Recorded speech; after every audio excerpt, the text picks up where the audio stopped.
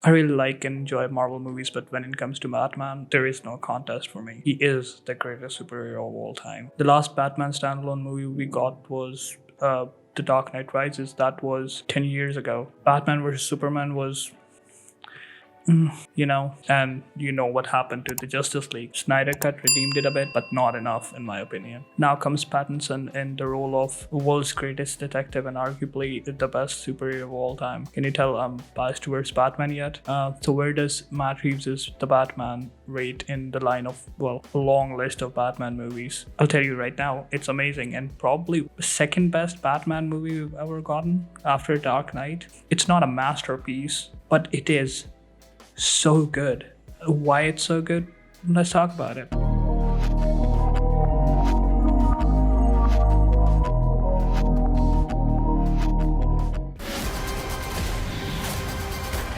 The Batman is directed by Matt Reeves. If you're unfamiliar with his work, he directed the first Cloverfield, second and third movie in the New Age trilogy, and Let Me In, which was an American remake of the Swedish movie Let the Right One In. That's a good resume, but tackling a Batman movie is a whole another beast, and he passes the test with flying colors. First of all, if you didn't already know, this movie is not a part of DCEU, unrelated to Snyderverse. Matt Reeves has such a unique directing style, and it shows in this movie. The dialogue is brilliant, the shot framing, the story progression. Matt Reeves completely understood how to tackle a Batman story, and he did in an incredible way. He shows the residents of Gotham and Gotham City in a way that you only probably have seen in Arkham games or comics, probably. It's shown as a cesspool of crime, filth, and let's be honest here, Gotham is a shithole. This movie has a really good and well-known cast, but we have to start with Robert Pattinson. The man has come such a long way from those Twilight movies. He has worked in some great movies over the years, such as Good Time, The Lighthouse, Tenet. He was really good in 2014's The Rover with Guy Pearce. My point is that Robert Pattinson has proved that he is a great actor over the years, and anyone who was skeptical that he wouldn't be a good Batman, well, let me tell you that he plays Batman so well that you forget Robert Pattinson is the man behind the cowl. He is the Batman. When I say that this is an almost perfect Batman movie, I mean it. Batman is there in almost every scene. Bruce Wayne, however, is very rarely there. Bruce feels more like an alter ego than Batman, and he feels more comfortable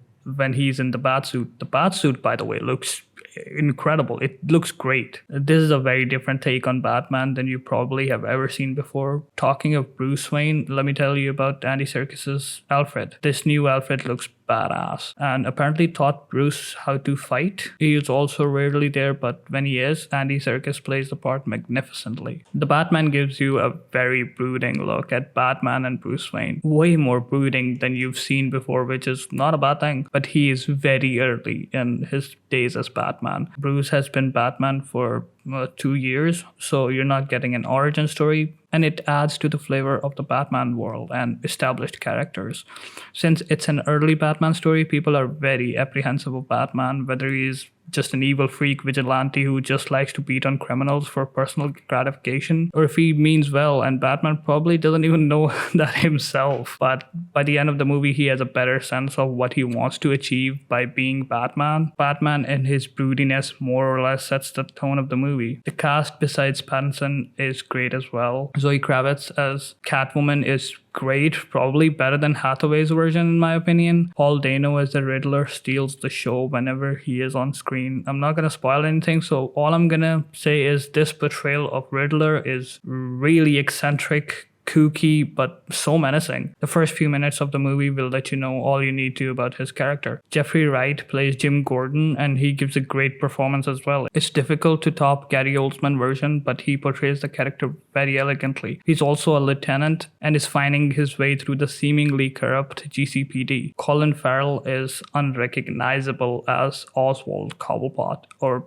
the Penguin. He's so good in this role of this emerging crime boss who has to serve others to fulfill his purpose, but his rise to power is on the horizon. Which brings me to this point. This movie has one of the best car chase sequences I've seen in a long time. Last time was probably in the Raid 2. It's like a 5 to 6 minute sequence, but it is jaw-dropping, intense, and will have you hooting by the end. The new Batmobile is a thing of beauty, and when it weaves through the traffic with, for lack of a better word, a jet engine in the back, you can't help but feel giddy. John Turturro is also great at playing Carmine Falcone. You might have seen him in a trailer or two. Tonally, The Batman is a pretty dark movie. The comparisons to Seven and Zodiac are inevitable because it's a detective story, which means there's not much action, at least not as much as you may be expecting. That does not hurt the movie, even one bit. But Transformers and Fast and the Furious franchise fans will not be thrilled, let me say that. I never would have thought we'd get a Batman detective story because of the current superhero movie format. Just balls to the walls, action, tons of fan service, and we're done. Which, don't get me wrong, is not a bad thing, but this format is getting very repetitive and tiring, so it's refreshing to see such a take on a superhero movie. There are a few references and Easter eggs from the Long Halloween, Batman Year One comics. There is one surprise that I don't want to spoil, so keep your eyes peeled.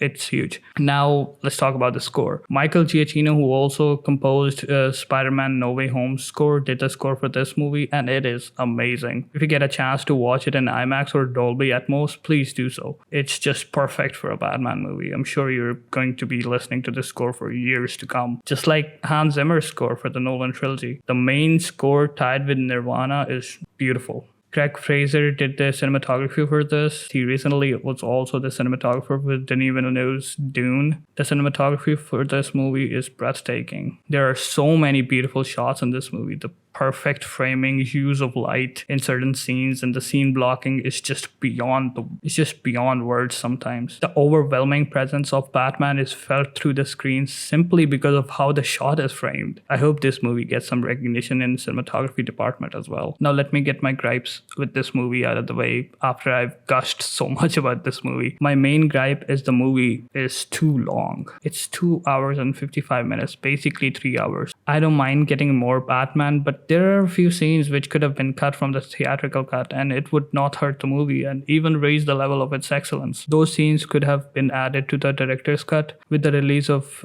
Blu-ray. My final gripe is, well, the ending was a bit underwhelming. Don't get me wrong, it's not a bad ending. Let me put it this way. This movie starts as an explosion and ends as a campfire. Those are my only negatives for the movie. This is the best Batman movie we've gotten in years, following closely after The Dark Knight. The Dark Knight has so many elements going for it, and the scope of Dark Knight is much larger than this movie. But this movie is an incredible achievement in comic book adaptations. The Batman is one of the best superhero movies of all time, in my opinion, of course, sitting on the round table of genre's best movies like The Dark Knight, Logan, Endgame, Captain America Winter Soldier, the first Iron Man. You get my point. Robert Pattinson is an incredible Batman, and Matt Reeves has achieved what I didn't think would be possible, a Batman detective story. My final rating for this is 4.5 out of 5. I think I've justified the rating in my review. That being said, if you like what you've seen here, consider subscribing. If you like reviews and reactions,